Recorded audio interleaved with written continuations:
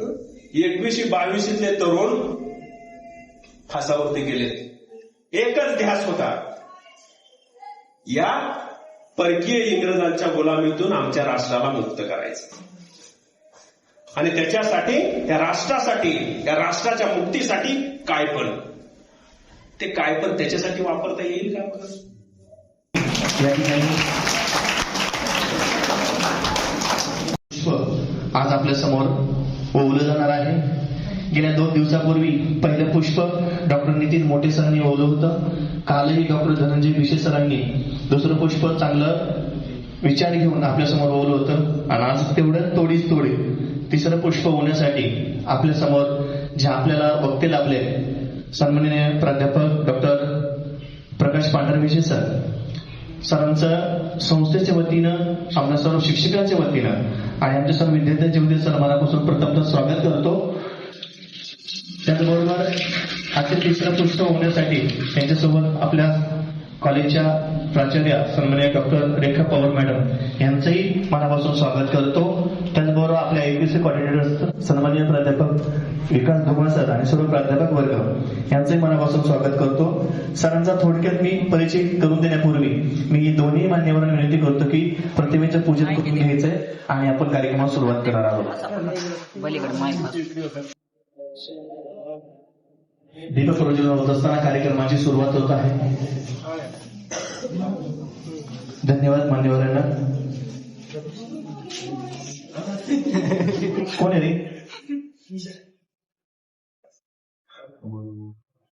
कार्यक्रमाला संच आहे. चुकून कोण आलं इकडं?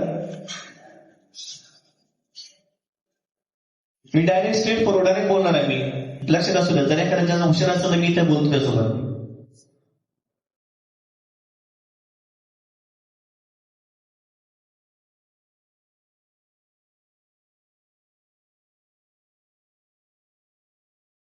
यानंतर मी सन्माननीय प्राध्यापक डॉक्टर आपल्या संस्थेच्या प्राचार्य रेखा पवार मॅडमला विनंती करतो की मॅडम, नेहमीप्रमाणे मान्यवरांचा सन्मान सत्कार या ठिकाणी केला जातो.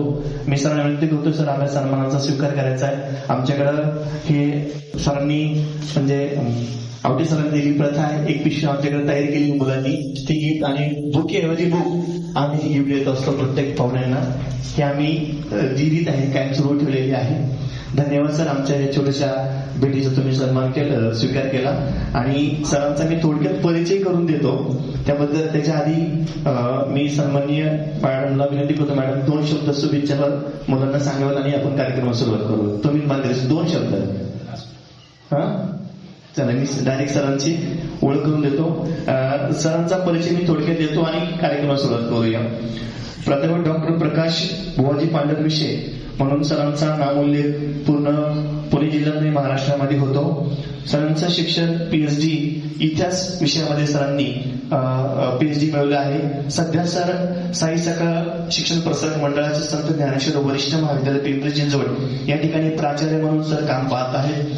सरांचा परिचय द्यायचा म्हटलं तर जसं कालही परवाही शब्द कमी पडण्यापेक्षा जास्त शब्द सरांचे यामध्ये मला वापरता येत नाही, पण तरी सुद्धा मी माझ्या आणि प्रयत्न करतो सरांचा द्यायचा की पहिला जे मी ओळख करून सरांची सर्व विषयावरती, नुसता आताचा विषय नाही, अनेक विषय घेऊन सरांची महाराष्ट्रामध्ये सर्व महाविद्यालयात 1000 पेक्षा जास्त व्याख्यानं सरांची झालेली आहेत. आणि एवढंच नव्हे तर सरांचा जो PhDचा विषय आहे तो पुणे जिल्हा मध्यवर्ती सहकारी बँकेचा इतिहास इसवी सन 1917 ते 2004 यामध्ये सरांची PhD सरांना मिळालेला आहे.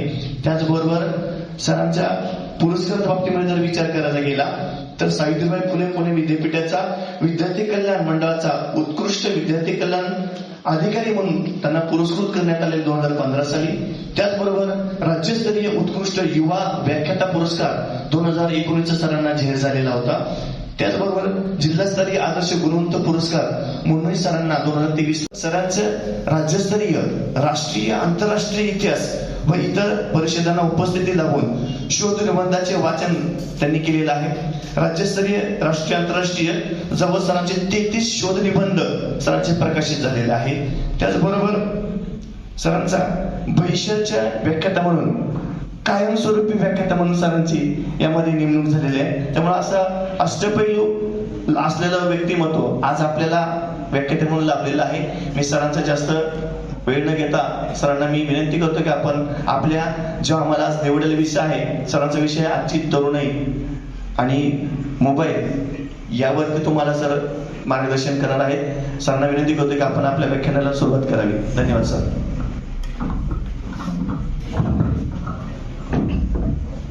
जिच्या कुशीतून स्वराज्याचं देखणं स्वप्न निर्माण झालं त्या राजमाता जिजाऊ, ज्या महापुरुषाने देखणं स्वप्न सत्यात उतरवलं तो राजा शिव छत्रपती, आणि ज्या वारसदाराने देखणं सत्य आपल्या खांद्यावरती लिहिलं या पेललं ते शंभू छत्रपती. या तीनही महारत्नांना सर्वप्रथम अभिवादन करतो.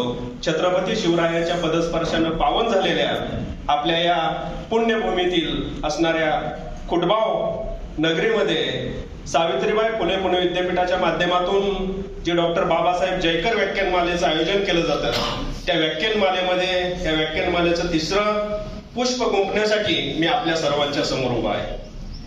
व्यासपीठावरती उपस्थित असणाऱ्या आपल्या सर्वांच्या आवडत्या प्राचार्या पवार मॅडम, या कार्यक्रमाचे आयोजक आणि आमचे मित्र NSSचे कार्यक्रम अधिकारी टेंगले सर, त्याचबरोबर ते दुसरे आमचे मित्र धुमाळ सर, उपस्थित इतर सर्व प्राध्यापक आणि माझ्या विद्यार्थी मित्र आणि मैत्रिणींनो, खरं तर छत्रपती शिवाजी महाराजांचा इतका मोठा वारसा अखंड हिंदुस्थानला लाभलाय, पण त्याच्याही पूर्वी ज्या छत्रपती शिवरायांचा जन्म आपल्या या पुण्यभूमीमध्ये झालाय, शिवनेरीला झालाय, आणि त्या पुण्यभूमी असणाऱ्या पुणे जिल्ह्यामध्ये तुमचा माझा जन्म झालाय, खऱ्या अर्थाने ती ही गोष्ट फार मोठी आहे. कारण राजाच्या भूमीत आपला जन्म झालाय आणि जवळपास 350 वर्षापेक्षा अधिक काळ राजे आणि राजांचा कर्तृत्वाचा इतिहास आम्ही पाहतोय. सूर्य रोज उगवतोय, दररोज नवीन प्रकाश देतोय, पण हा 350 वर्षापूर्वी उगवलेला हा सूर्य अजूनही आपल्याला प्रकाश देतोय आणि या प्रकाशानं अख्ख्या जगाला दीप्यमान केलेलं आहे. छत्रपती शिवाजी महाराजांची शारीरिक उंची अनेक वेळा वाचले असेल 5.5 फूट आहे, परंतु त्यांचं कर्तृत्व आणि कर्तबगारी जर मित्रांनो उंची मोजायला गेलेत ना, कुठलीही मोजपट्टी आणि कुटपट्टी लावता येणार नाही. कधी कधी आम्हाला ते माउंट एव्हरेस्ट पेक्षा देखील उंच वाटते, कारण कर्तृत्व आणि कर्तबगारी ही निर्माण करावी लागते आणि निर्माण करण्यासाठी आपल्याकडे कर्तृत्व असलं पाहिजे. प्रत्येकाला वेळ सारखीच दिलेली, पण त्या वेळेचा सदुपयोग ज्याला करता येतो तीच माणसं पुढे जातात. वेळेचं महत्व, गांभीर्य ज्याला नसतं ती माणसं कधीच पुढे जात नाही. उगवत्या सूर्याला च्या अगोदर उगवणारी किंवा उठणारी माणसं आहेत ती आयुष्यात मोठी होतात, पण ज्यांना सूर्य जागा करतो ते जेमतेम असतात.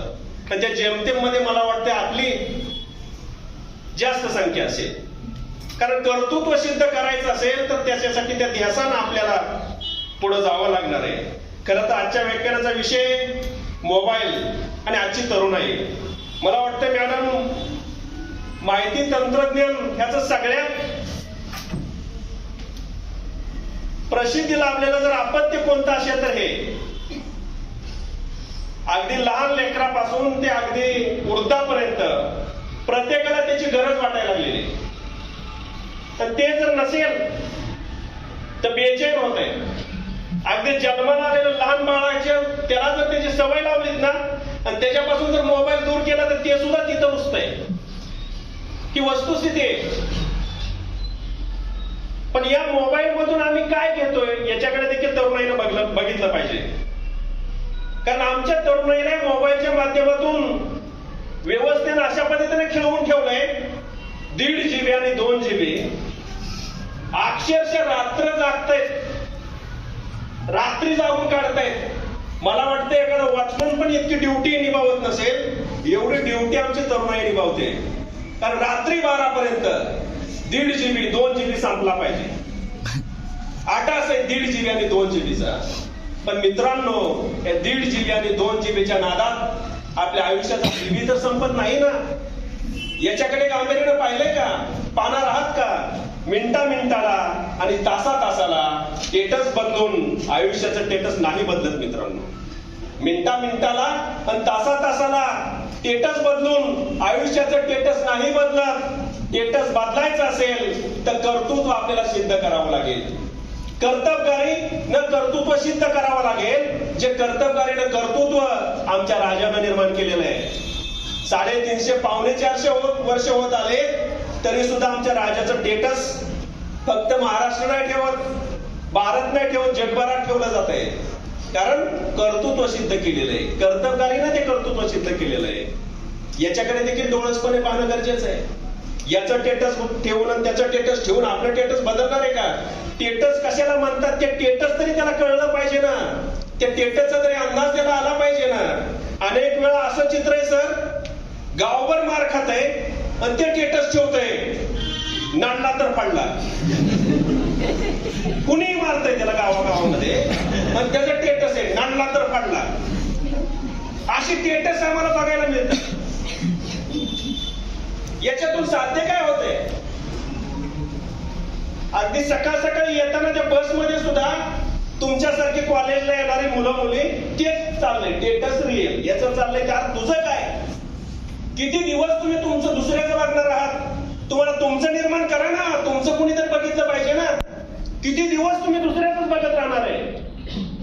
या मोबाईलच्या माध्यमातून अनेक गोष्टी शिकण्यासारख्या आहेत, घेण्यासारख्या आहेत, पण त्याचा किती काळ आपण वापर केला पाहिजे हेही फार महत्वाचं आहे. WHO ने सांगितलंय 5 तास किंवा 5.5 तासापेक्षा जर अधिक काळ याचा वापर करत असाल तर मेंदूचा कर्करोग ठरलेला आहे, असं मी म्हणत नाही. WHOचं संशोधन आहे.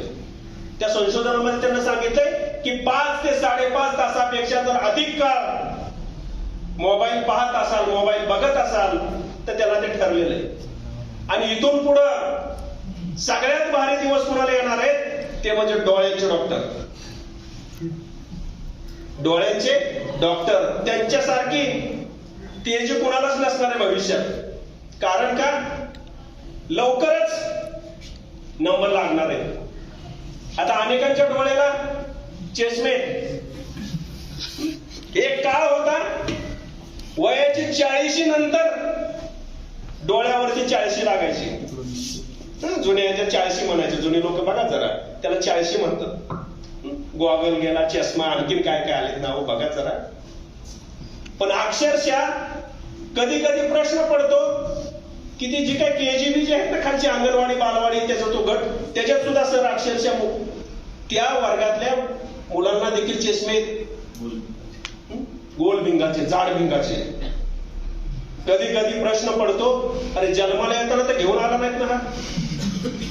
वस्तुस्थिती काय? गेम लहान मुलांना इतक्या लहान वयामध्ये, आणि अनेक वेळा अवस्था वाईट होणार आहे. जो आंधळा आहे त्याला विचारा डोळ्याची किंमत. दृष्टी कशाला म्हणतात? आम्हाला एवढं भरभरून दिलंय त्याच्यासाठी जर आम्ही 5-5 तास, 10-10 तास, 8-8 तास त्याच्यावरती खर्च करणार असो, तास त्यांना काही देणं गेलं नाही. तरी मला वाटतं ते PUBG त्याच्यावरती बंदी घातली.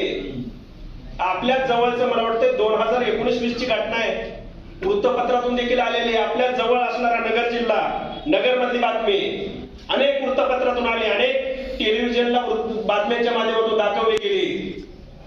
एक असणारा तुमच्याच वयाचा तरुण, आई वडील होते का नाही माहित नाही, पण तो आजीकडे राहत होता. त्या आजीकडे राहत असताना हा मुलगा त्या PUBGचं त्याला एवढं व्यसन लागलेलं होतं की त्याच्या पलीकडे त्याचा विश्वास नव्हतं. आजी जरी गेली तर सांगायला, अरे बाबा जेव. त्याला शुद्ध पण नव्हती. 2-2 दिवस, 3-3 दिवस त्याच्याच नादात होतं. ते आंघोळ पण करत होतं का नाही माहित नाही. जेवणाचा तर प्रश्न लांबचा आहे. ते खेळत गेलं. अक्षरशः डोळे सुद्धा तसेच होते त्याचे.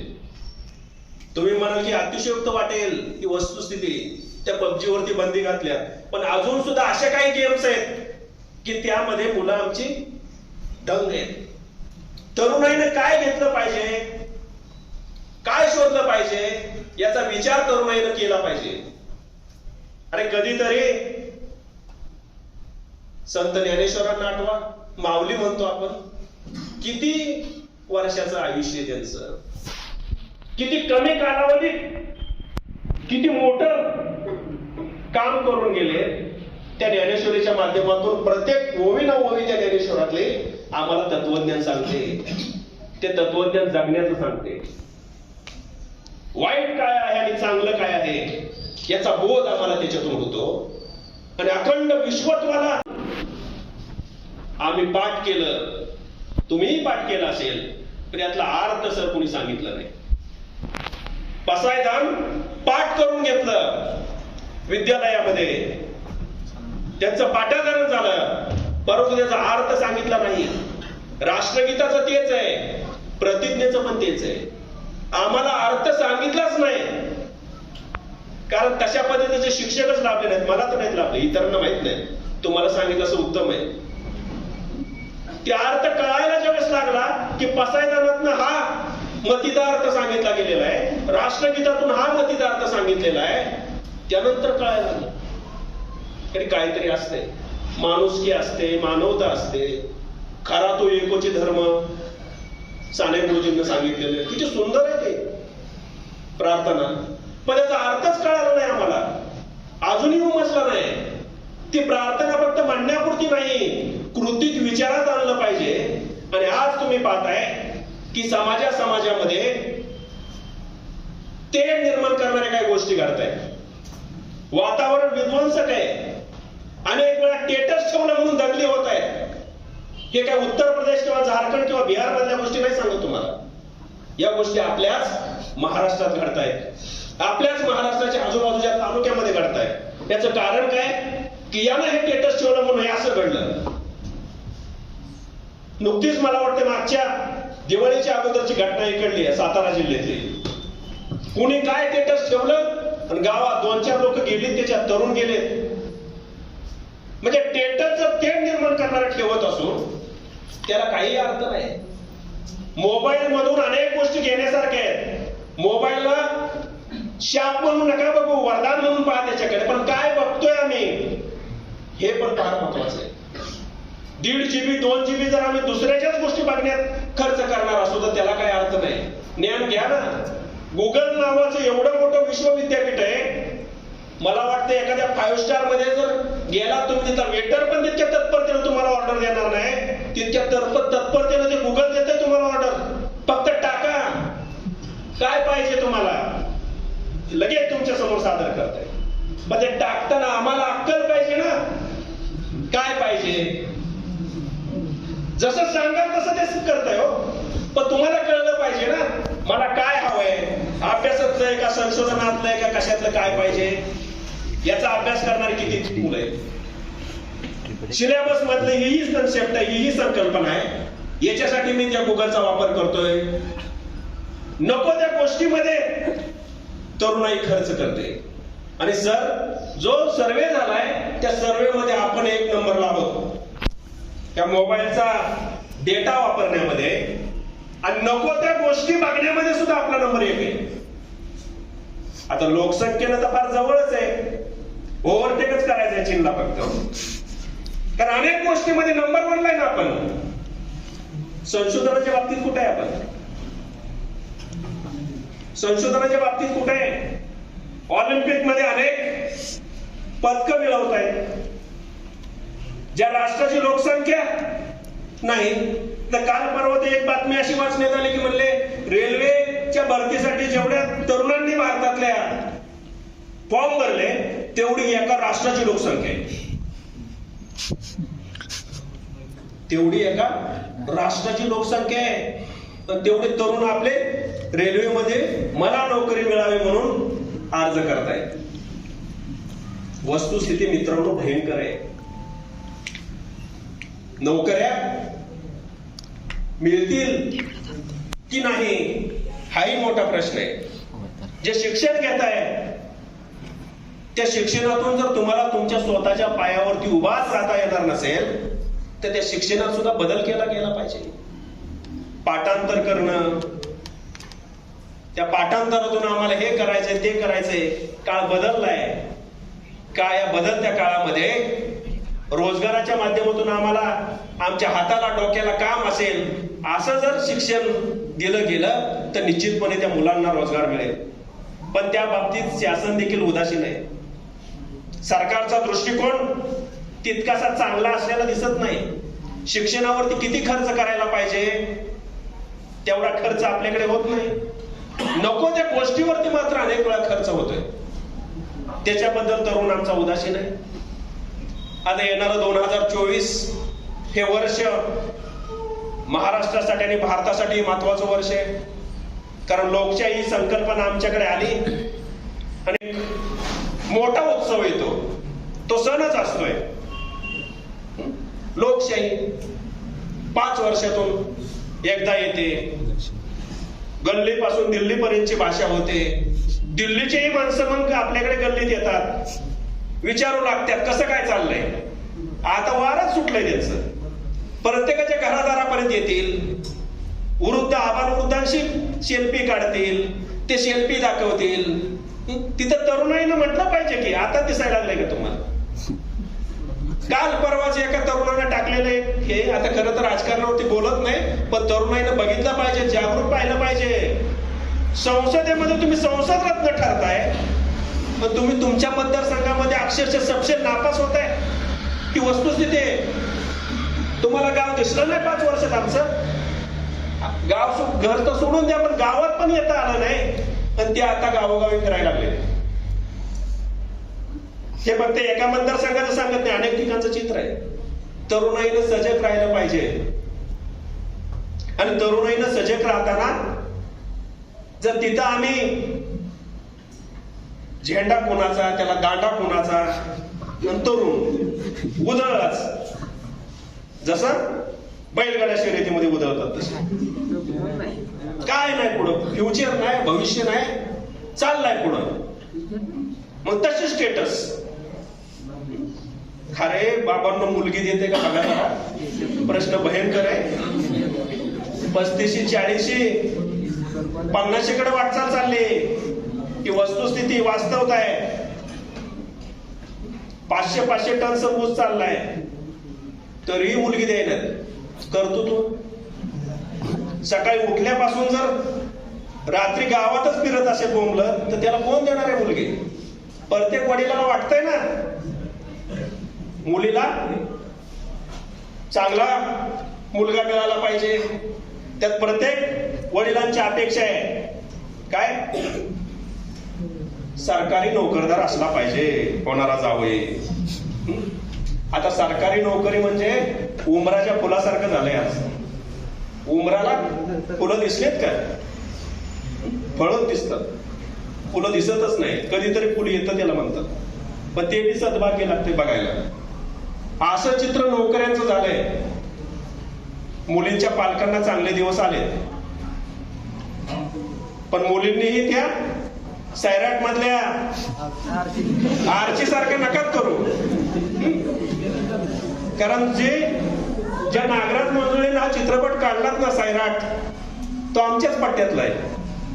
इंदापूर, करमाळा त्याच भागात आहे सगळे. इंदापूरच्या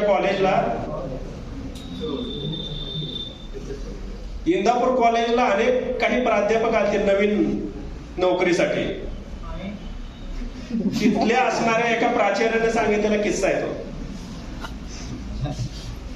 अनेक होते नोकरी मिळावी म्हणून. त्यात सांगितलं म्हणले लग्नाचं प्रेम का प्रेमाचं लग्न का प्रेमाची गोष्ट, अशा पद्धतीचं काहीतरी एक चित्रपट काढला होता त्या प्राध्यापकानं. त्याचा डायरेक्टर तो होता. आणि ते प्राचार्यांना म्हणले की सर असं असं काढलंय. सर म्हणले बाबा आधीच सैराटमुळे 17 मुलं मुली पळून गेल्यात म्हणले कॉलेजच्या. तुझा अजून कुठं काय करतोय इथं. पण कधीतरी त्या नांगरे पाटलांची काहीतरी भाषणं ऐका जरा, कळतील तुम्हाला काय आहे ते. एक कुठले तर स्मशानामध्ये ते शिकणार. अनेकांनी ऐकलं असं, ते सांगत नाही बसत नाही ते सगळ्या गोष्टी. ती मुलगी त्या स्मशानामध्ये असणारी मुलगी, ते त्याच्या चितेवरतीच अभ्यास करत होता. अतिशयोक्त वाटतं आता सांगायला आपल्याला, त्याच्यावरती कसा अभ्यास केला असेल. गरिबी, दारिद्र्य वाईट असतंय. त्या लपवायच्या गोष्टी नसतात ना, त्या झाकता येतात ना त्या लपवता येतात. नांगरे पाटील स्वतः त्या मुलीच्या तिकडे ते गेले होते आणि तिथं त्या मुलीनं सांगितलं 90 की किती टक्के मार्क पडले, 96%. तिचं स्वप्न काय आहे, तर तुमच्यासारखंच IPS होऊन म्हणले मला ट्रेनिंगला तिकडे हैदराबादला जायचंय. हैदराबादला याच्यासाठी नाही जायचं, पारस्यान आर्थिक तिकडे पळून गेली ती ट्रेन मधनं, त्याच्यासाठी नाही जायचं म्हणले. हे ध्येय आपल्याकडे असलं पाहिजे. आम्हाला समजत नाही, आम्हाला म्हणजे तरुणाईला हे वय फार महत्वाचं आहे. बोलू नका रे, तेवढी पण अक्कल पाहिजे आपल्याला. सरांनी मागाच बोलले, कारण बरंच उगाच कोंडून बळजबरीने आणल्यासारखं वाटायला लागले तुम्हाला. ऐकायची मनस्थिती नाही अनेकांची, पटत नाही, रुचत नाही. वस्तुस्थिती काय आहे, अजून त्या डबक्याच्या बाहेर जायचंय, डबक्यातच आहे तुम्ही. वय वर्ष 18-20 पूर्ण केल्यानंतर कळतील, हे महाविद्यालयाचं शिक्षण पूर्ण झाल्यानंतर समजतील दिवस काय, खडतर परिस्थिती काय आहे. कधी तर आई वडिलांकडे बघा, 1 रुपया कमवायची अक्कल नाही अजून. आई वडिलांकडूनच मोबाईल घेतलाय, त्याचा रिचार्ज पण त्यांच्याकडूनच करतायत. इथं पाठवण्यासाठी आई किती वाजता उठले असेल सकाळी, वडील तर माहित नाही कधी गेले असतील कामाला. पण त्यांचे आपण ड्युटी आहात. काय प्रकाश निर्माण करणारे माहित नाही त्यांच्या आयुष्यात, पण स्वतःच्या तर आयुष्यात निर्माण करा. कारण अवस्था वाईट आहे. मुलगी मिळवणं सोपी गोष्ट नाही. ते मिळवण्यासाठी आपल्याकडे काही ना काहीतरी असलं पाहिजे. आणि मुलींनी सुद्धा बघा जरा, कसलेही त्या इंदुरीकर सांगतात तसं कुणाच्याही नादाला लागू नका. त्याच्याकडे काय आहे ते बघा आणि मग त्याला हो म्हणा. त्यात उगाच प्रॉपर्टी एवढी मोठी, पण 12 वाजेपर्यंत डुलत येणार असेल, काय पेटवून द्यायची का त्या प्रॉपर्टीवर त्याच्यात? याचाही विचार तरुणाईने केला पाहिजे. कारण आज आमचे तरुण फसलेत ते व्यसनांमध्ये आणि तरुणी फसल्यात त्या फॅशन मध्ये. व्यसन आणि फॅशन या 2 गोष्टींनी तरुणाईची पुरती वाट लावली, आणि त्यात हे मोबाईल. कधीतरी आपल्या आजीकडे बघा रे, ग्रामीण भागातली सगळी मुलाने, त्या आजीची साडी लुगडं म्हणतो, 2-2, 3-3 रंगाची साडी असते, अजून पण आहेत गावाकडे बघा जर आपल्या. ती पाठीमागे सर देवयानी आली मालिका, ते मी माझ्या आजीला बघितलं होतं तशा लुगड्यात. 3-3 लुगडं, वरती पदर वेगळाच आहे, तर मध्ये वेगळाच आहे, खाली वेगळंच आहे. देवयानीनं तशा पद्धतीच्या साड्या आल्या, प्रचंड महिला वर्गामध्ये ते प्रसिद्ध होते. आणि देवयानीनं, त्या देवयानीचे नायक आणि नायिका ना, देवयानी आणि दुसरा कोण, संग्राम, हे माहित आहे आम्हाला. संग्राम तुमच्यासाठी काय पण कळलं काय, लय प्रसिद्ध, इतकं प्रचंड ते व्हायरल झालं ना वाक्य, तुमच्यासाठी काय पण. कुणी कुणाला कधी कुठं काय म्हणते काय कळलं. तरुणाईमध्ये प्रचंड, आज पण उद्या पण. अरे पण कधीतरी बघा जरा, भगतसिंग, राजगुरू, सुखदेव यांना पण म्हणलं होतं ते वाक्य, पण ते म्हणलं नव्हतं तुमच्यासाठी, ते म्हणले होते राष्ट्रासाठी काय पण. राष्ट्रासाठी काय पण. हसत हसत 21-22 तरुण फासावरती गेले. एकच ध्यास होता, या परकीय इंग्रजांच्या गुलामीतून आमच्या राष्ट्राला मुक्त करायचं. आणि त्याच्यासाठी, त्या राष्ट्रासाठी, त्या राष्ट्राच्या मुक्तीसाठी काय पण. ते काय पण त्याच्यासाठी वापरता येईल का? इतिहासाची पानं कधीतरी पालटा जरा कळेल तुम्हाला. हे 52 सेकंदाचं असणारं राष्ट्रगीत, त्याला सुद्धा आम्हाला शांत उभा राहता येत नाही. कारण तिथनंच इथं आलोय, प्रवास तिथनंच झालाय. इथं आलोय आम्ही म्हणजे काय असं अचानक येऊन इथं उभा नाही राहिलेलो. प्रवास, पहिला बेंच जसा जितका महत्वाचा नसतो ना वर्गात, तेवढा शेवटचा बेंच महत्वाचा असतो. कारण पहिल्या बेंचवरही बसलोय आणि शेवटच्या बेंचवरही बसलोय. पहिल्या बेंचवरती बसणारे बहुतांश वेळा सगळे हुशार विद्यार्थी असतात, आणि लास्टला बसणारे म्हणजे एकदम ढ असतात. असं एक समज आहे.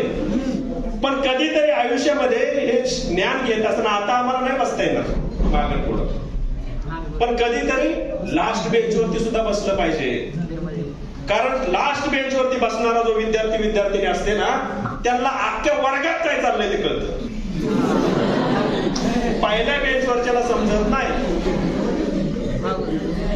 काय होऊ द्या, शिक्षकाचा असू द्या, शिक्षकेचा असू द्या, नाही तर विद्यार्थ्याचा असू द्या, कोणी काय.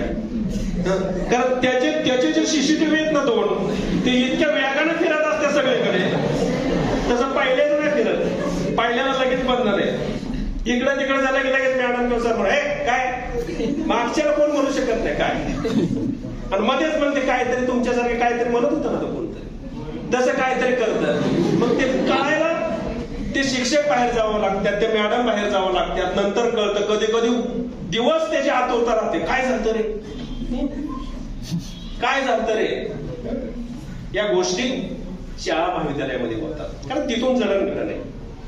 वयचं पहिलं पान जितकं महत्वाचं नसतं ना, तेवढं शेवटचं पान महत्वाचं असतं. माझ्यासारख्याला जर वय सापडले तरी पहिले शेवटचं पानाकडे जातो, पहिलं बघतच नाही. जसं वृत्तपत्र आहे, वृत्तपत्र बघत ना, वाचता का? त्यात पण आवडी निवडीत हो, ज्याच्या त्याच्या आवड्या निवडीच्या बातम्या त्या पद्धतीने त्या पानावर जातात. ते पहिलं जर असेल तर राजकीय बातमी, आणि जर एखादा खेळाचा चाहता असेल ते बघणार. 3 दिवसात हारला वाटतं भारत, शेवटच्या पेजवर जाणार. पण ज्याला वैचारिक काहीतरी अंग आहे, ज्याला वैचारिकतेचं काहीतरी भान आहे, ते पहिलं बघणार. काय देणं घेणं पहिलं शेवटचं भान त्या अग्रलेखावरती जाणार. अग्रलेख हा त्या वृत्तपत्राचा आत्मा असतो. ते किती जण वाचतात? 5%, 2% पण वाचत नाहीत. पण तो अग्रलेख वाचला पाहिजे. कशाच्या विषयात? वास्तव विषयाला धरून तो अग्रलेख असतो, तो वाचला पाहिजे. कधीतरी लोकसत्ता वृत्तपत्र घ्या हातामध्ये, ते वाचा. प्रचंड त्याच्यावरती वैचारिकता नसतात. आता वृत्तपत्रही वाचणं अवघड गोष्ट आहे, कारण तेही राजकीय पक्षाची दलाली करणारे, आणि त्याच्यातून सत्य काय पुढे येतं. सांगायचा मुद्दा काय आहे की त्याच्यामध्ये वेगवेगळ्या पद्धती या वृत्तपत्र वाचण्याच्या.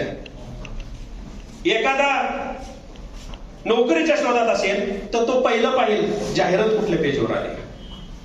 कुणाला जागा घ्यायची असेल तर तो बघेल कुठं जागायचं काय दर आहेत काय, त्याच्याकडे बघेल.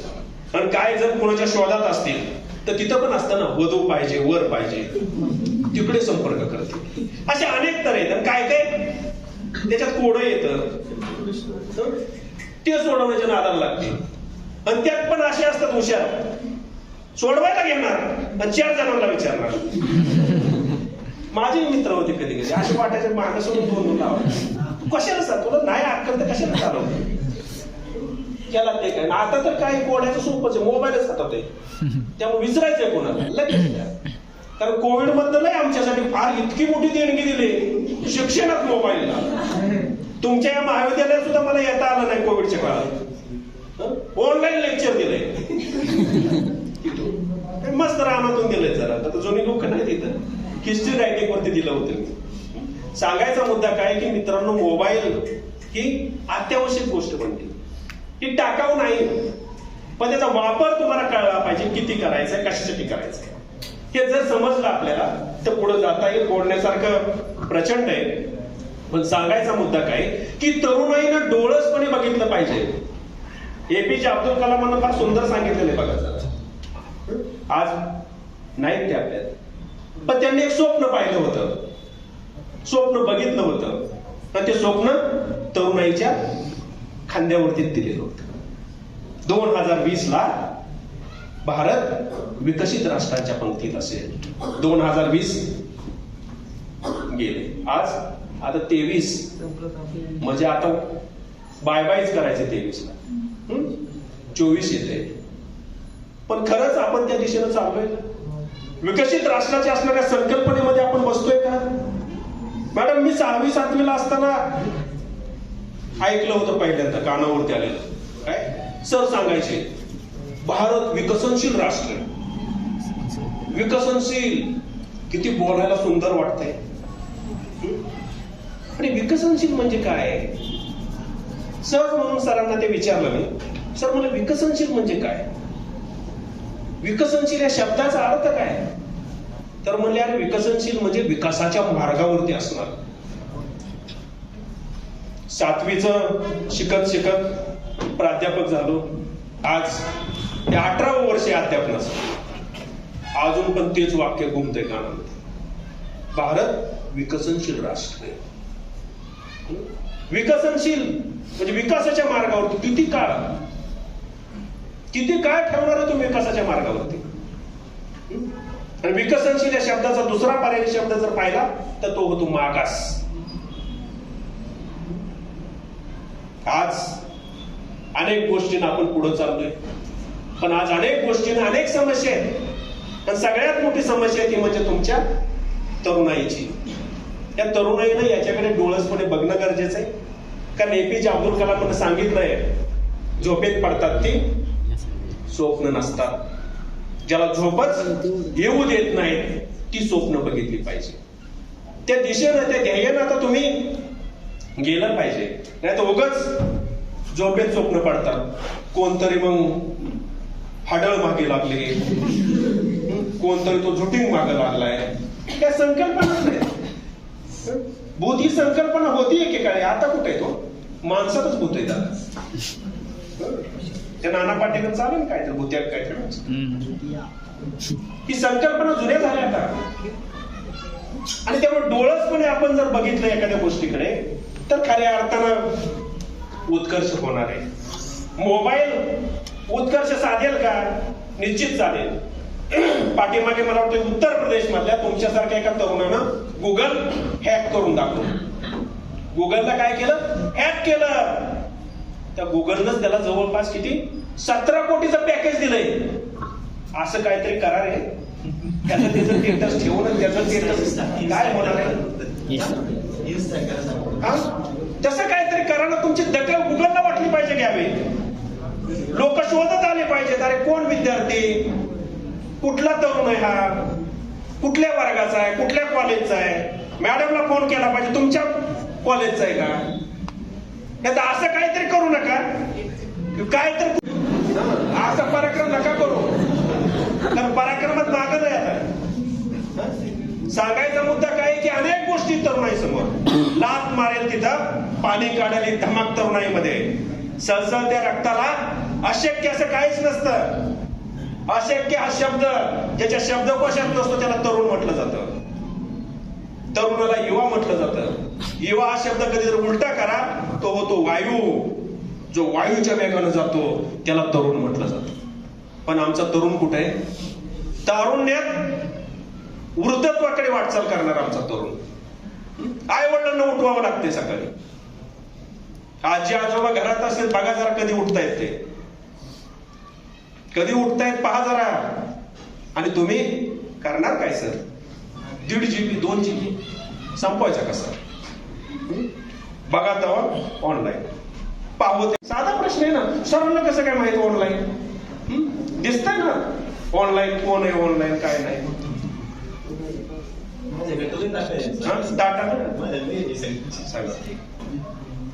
भयंकर हे चित्र.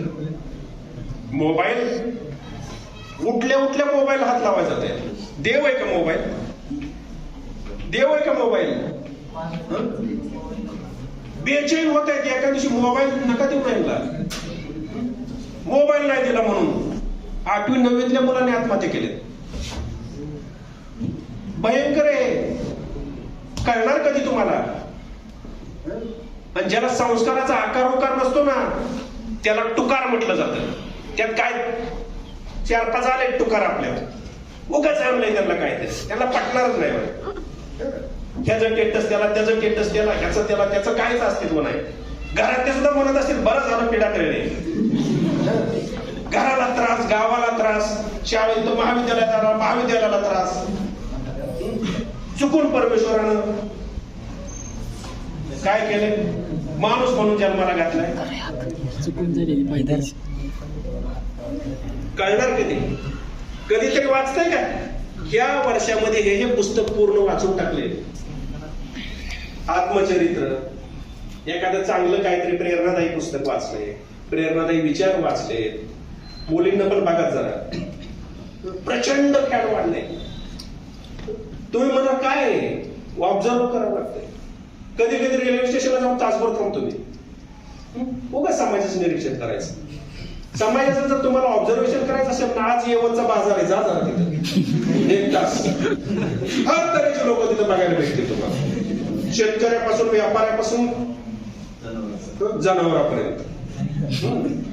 सहज येताना कोणाकडून सर तिकडून काहीतरी बकरी कर्ण घेऊन येतात, त्यांना तिकडंच अडवतात व्यापारी. इथंच बाजार कुठे येवत नाही, लोक इकडे अडवतात. डोळस म्हणे या सगळ्या गोष्टींकडे बघा. बोलण्यासारखं प्रचंड आहे, पण माझ्या मागं गडबड आहे, त्यामुळं जास्त वेळ न घेता जाता जाता इतकंच सांगतो आपल्या सर्वांना की या आयुष्य हे एकदाच मिळालेलं आहे. याच्यामध्ये ना वन्स मोर आहे ना परत काय करता येते. पण आयुष्य नावाच्या शाळा महाविद्यालयामध्ये ना उन्हाळ्याची सुट्टी असते, ना दिवाळीची सुट्टी असते, ना नाताळाची सुट्टी असते, ना रविवारची सुट्टी असते. इथं सुट्टी नसते आयुष्य नावाच्या शाळेत. नाही इथं स्वतःचा जसं शाळेतला अभ्यासक्रम आहे तसा अभ्यासक्रमही नसतो. जे तुम्हाला काय करायचं तुमचं तुम्हालाच करायचंय. तुम्ही तुमच्या जीवनाचे शिल्पकार आहात, दुसरं कुणीही नाही. आम्ही फक्त मार्गदर्शकाची भूमिका बजावणार आहे. आई वडिलांचं कर्तव्य आहे,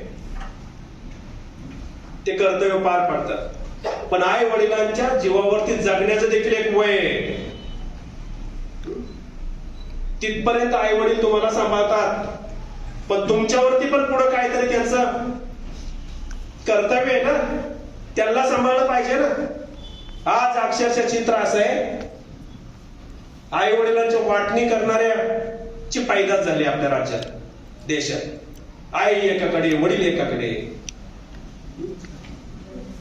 ज्यानं जन्माला घातलं त्यांच्या वाटण्या करतो. मालमत्तेच्या तर करता येईल, पण आई वडिलांची वाटणी करणे इतकं वाईट कुठलीच गोष्ट नाही. तर ती तुम्ही तुमच्याही आजूबाजूला बघताय. चुलत्याकडे आजी तर दुसऱ्या आपल्याकडे आजोबा आहे. असं चित्र तुमच्याही अनेकांच्या घरात असेल. भयंकर आहे चित्र. संस्कार नावाची गोष्टच आम्हाला अजून समजलेली नाही.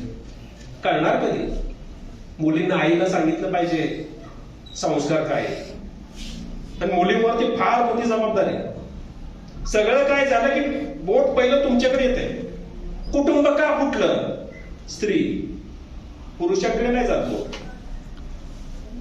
ते जाते स्त्रीकडे. बरं, एखादी मुलगी आपलं वडिलांचं घर सोडून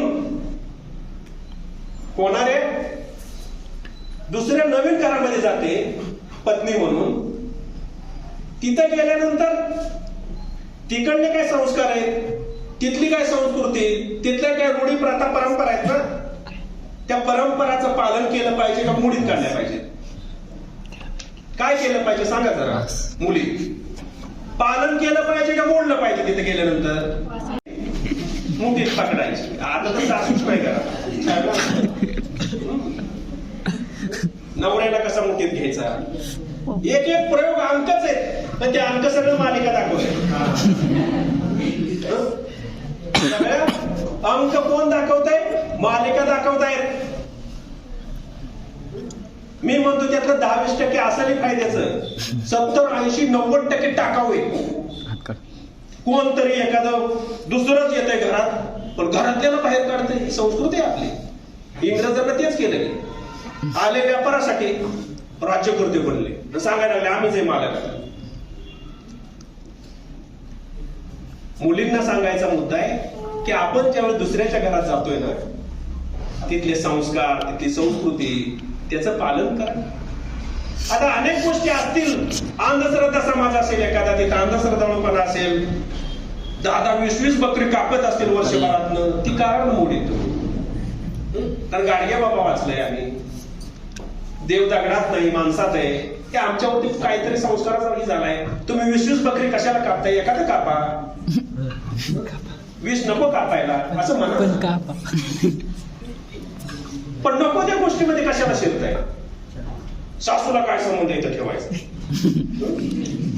तिचं काय सराय हे नका करू. कधीतरी सासूलाही विचारा की काय फरक पडतोय का? वडिलाकडून साखर घेऊन आलाय, 3-3, 4-4 वेळा पाजा की चहा तिला. तुमचा पाजायचा आहे काय? तिचाच आहे ना साखर, पाजाला 4 वेळा चहा तिला. ती 10 जण जाऊन सांगते माझ्यासारखी सोडून या परिसरातच नाही. जिंका ना तुम्ही प्रेमानं, काय फरक पडतोय काय? पण आमचा ऍटिट्यूड कसं विचारू? विचार ना काय करायची भाजी, विचारायला काय फरक पडतोय का त्यांना? पण हे आमच्या मुलींकडे आजच्या नाहीच आहे. मी कशाला विचारू, माझा अहम याच्यामुळे त्याला तू काय लागायचं. जबाबदारी तुमची. असं जर आपण करत राहिलो तर पाश्चात्य कल्चर आणि आपल्यात काय फरक आहे? तिकडे बघा जरा, फार वेगळं कल्चर आहे पाश्चात्य कंट्रीज. तेच वारं आपल्याकडे यायला लागलंय, तासाला, दिवसाला. कधीही बदलते तिकडं. आजची पत्नी उद्या तिसऱ्याची 4थीची पत्नी झालेली कल्चर.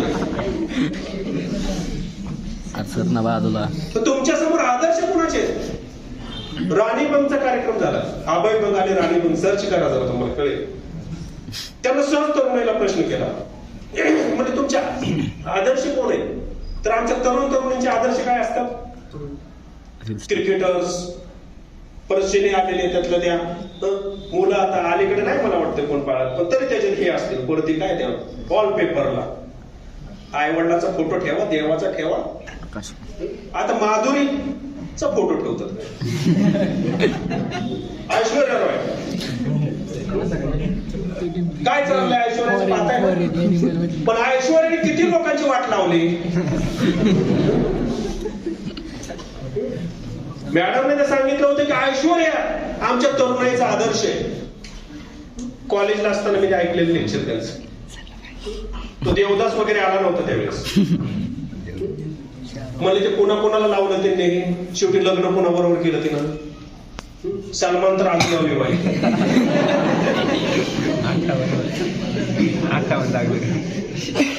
सांगा का तुम्ही आदर्श कोण असावेत आपले? आपल्यावरती काय ते विचारांचं काय तर प्रेरित होणाऱ्या विचारांच्या काही गोष्टी आपल्याकडे असल्या पाहिजे. कधीतरी वाचलं पाहिजे आपण. कधीतरी आपले आदर्श हे थोर शास्त्रज्ञ असावे, थोर समाज सुधारक असावे, थोर धर्म सुधारक असावे. हे आपले आदर्श असले पाहिजे, विचार ते असले पाहिजे. तुमच्या विचारावर सुद्धा विचार करता आला पाहिजे एखाद्याला, असा विचार आपल्याकडे असला पाहिजे. त्यात ह्याचा त्याला विचार नाहीत बोलत. विचाराला सांगितलेला विचार हा सुविचार होतो. तो विचार आम्हाला देता येईल. पुढच्या पिढीला आम्हाला काही गोष्टी देऊ का आम्ही? मॅडमशी सहज बोलताना मला सांगितलं की संशोधन हा विषयच राहिला नाही आता. किती मुलं वाचताय तुमच्या? ते किती लोकांनी सांगा बरं जरा. अग्निपंख कोणी वाचले पूर्ण? अग्निपंख कुणाचं आत्मचरित्र आहे? वाचलंय का पूर्ण पहिल्या पेज पासून शेवटच्या पेज पर्यंत? APJ अब्दुल कलामचं किती लोकांनी वाचलंय तुमच्यातल्या? काय सांगू सर, मिळालंच नाही आम्हाला पुस्तक. श्यामची आई वाचली का कोणी? वाचली. आई काय आहे? पण आईचा असणारा मुलगा काय आहे? त्यासाठी श्यामची आई वाचली पाहिजे. आमचा बाप आणि आम्ही सिलेबस मध्ये पण होत. वाचलंय का कोणी? कुलगुरू होते आपल्या पुणे विद्यापीठाला, कुलगुरू होते नरेंद्र दाभोळकर. वाचा ना, कळेल तुम्हाला. आई बाप किती आहे, काय असतात ते कळतील त्याच्यातून. असो, सांगण्यासारखं बोलण्यासारखं प्रचंड आहे, परंतु कुठंतरी थांबलं पाहिजे. बोलत राहिलो तर मग अनेक वेळा घटता उपयोगिता लागू होतो. सरांना सांगितलं की घटता उपयोगिता लागू होणार नाही दक्षता मी घेईल. आपल्या महाविद्यालयामध्ये येण्याचं सद्भाग्य टेंगले सर आणि पवार मॅडम यांच्यामुळे मला लाभलं. आपण सगळ्या मंडळींना हे सगळं माझं चाललेलं आहे. आता अनेकांना काय चिमटे पण घेतले, ते चिमटे फार चालणार नाहीत याचीही दक्षता घ्या. परंतु तरुणाईला कुठंतरी सुधारणा होत नाही, कारण पोलिओचा असतो, अनेक डोस आहेत ना लहानपणापासून. तसं तुम्हाला विचारांचे पण डोस दिले गेले पाहिजेत. मग ते डोस कधी दुखतो, त्याची मात्रा उतरायला त्रास होतो, साहजिक आहे. पण वस्तुस्थिती वास्तवता बदलत नसते मित्रांनो. आपलं महाविद्यालय खऱ्या अर्थानं एक चांगलं महाविद्यालय आहे, ग्रामीण भागात असणारं महाविद्यालय, आणि या महाविद्यालयातून तुम्ही शिकताय हे तुमचं सुद्धा सद्भाग्य आहे. मॅडम, आपल्या महाविद्यालयाबद्दल जाता जाता इतकंच सांगेल, नकारात्मक कृतीचं सोडाच, पण तशा विचारालाही इथं स्पष्ट नकार दिला जातो. केवळ व्यक्तिमत्वाचं सोडाच, पण चारित्र्यालाही जिथे योग्य आकार दिला जातो, असं चारित्र्याला योग्य आकार देणारं आपलं हे महाविद्यालय हे निश्चितपणे सावित्रीबाई फुले पुणे विद्यापीठाच्या कार्यक्षेत्रामध्ये दिमतीनं वाटचाल करतंय, आणि याचा सुद्धा आम्हाला अभिमान आहे. आपण या महाविद्यालयात शिकताय, याच्यातून निश्चितपणे या महाविद्यालयाचं, आपल्या गावाचं, आपल्या आई वडिलांचं नाव मोठं करा, एवढंच या ठिकाणी सांगतो आणि थांबतो. धन्यवाद.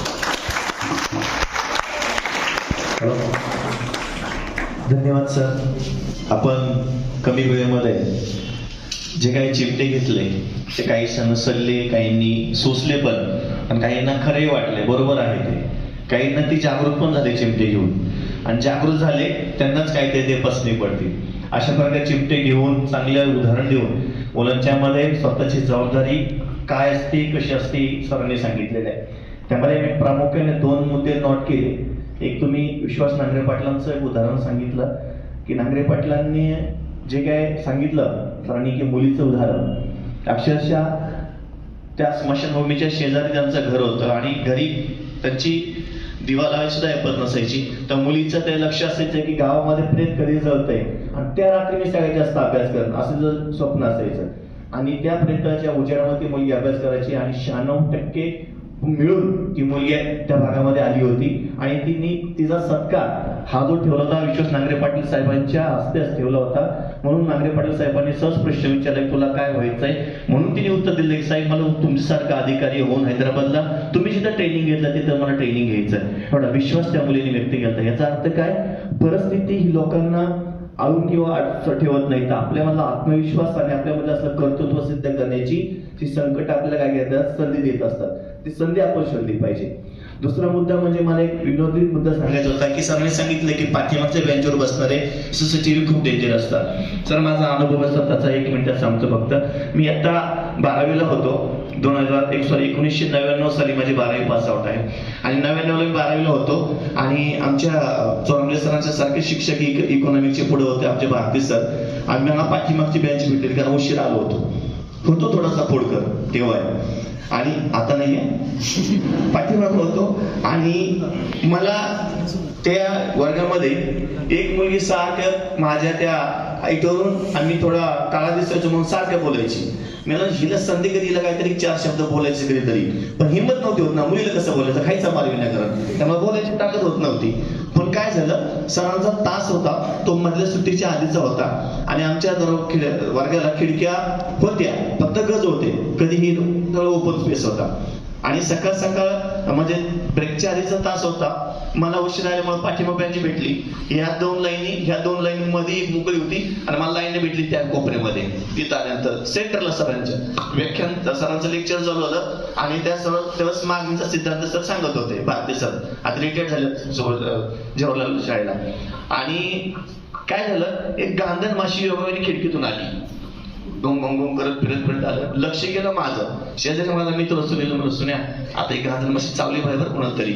आणि योगायोग असं झाला, फिरली नेमकं त्या मुलीचा, आता मी नाव नाही सांगणार, तिचं नातेवाईक घेतलं असलं तरी फोन करायची, आत्या असं झालं, मावशी असं झालं. ती गांधण माशी फिरली, तिच्या केसावरती फिरत होती. आता योग आला, माझं लक्ष एवढं कॉन्सन्ट्रेट केलं मी, भारती सर बाजूला गेले, मुलं बाजूला गेली, शब्द एकदम पडतो माझ्या गेला. सरांनी लेक्चर थांबवलं. मला म्हणजे जिंकली उभा राहा, काय चाव, कुणाला चाव, कुठं चाव, कुणा चाव जिंकला. तेव्हा मी शुद्धीत आलो, आणि त्या दिवशीपासून माझी कलाटणी भेटली लाईफला.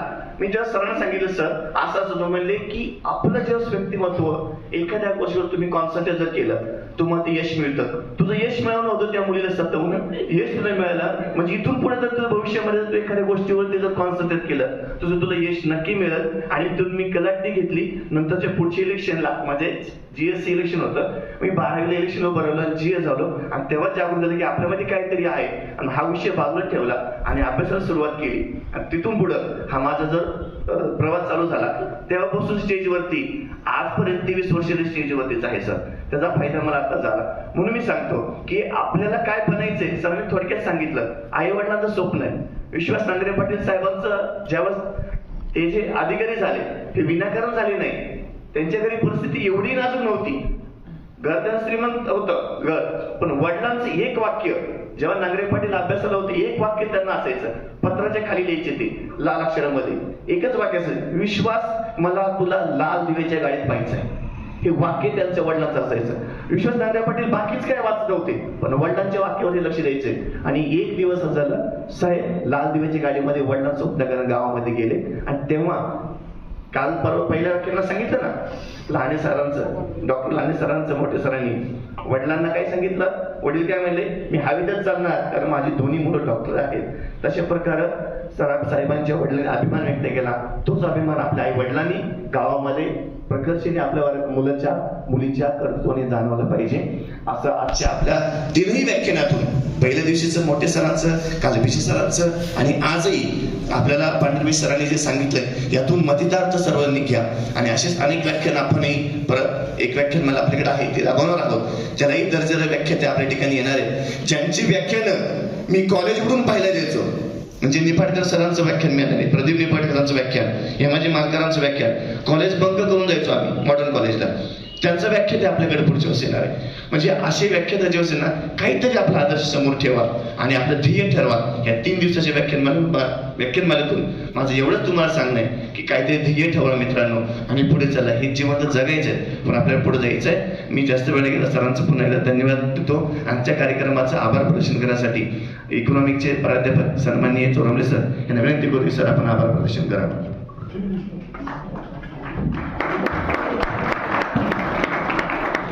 टाळ्या 2 प्रकारच्या वाजवतात.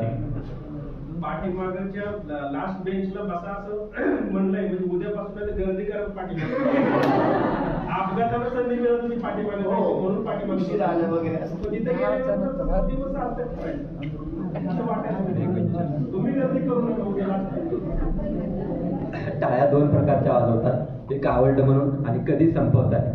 तर सर तुमचं खरंच एक बहुमोल विचार आमच्या मुलांना फार आवडलेले आणि तुम्ही जो घट्ट्या उपयोगितेचा नियम सांगितला तो आमच्या मुलांना कधीच लागू होणार नाही. कारण तुमचे असे बहुमूल्य विचार आमच्या मुलांपर्यंत जर पोहोचले तर घट्ट्या उपयोगितेचा नियम कधीच लागू होणार नाही. खरंच सर आज दशा मोबाईल आणि विद्यार्थ्यांची दशा आणि झालेली अवस्था जी संयुक्त विद्यमानाने डॉक्टर बाबासाहेब जयकर व्याख्यानमाला आज शेवटचं पुष्प डॉक्टर प्रकाश पांडरविषयी सरांनी अतिशय मार्मिक शब्दामध्ये आपल्यापर्यंत पोहोचवलंय.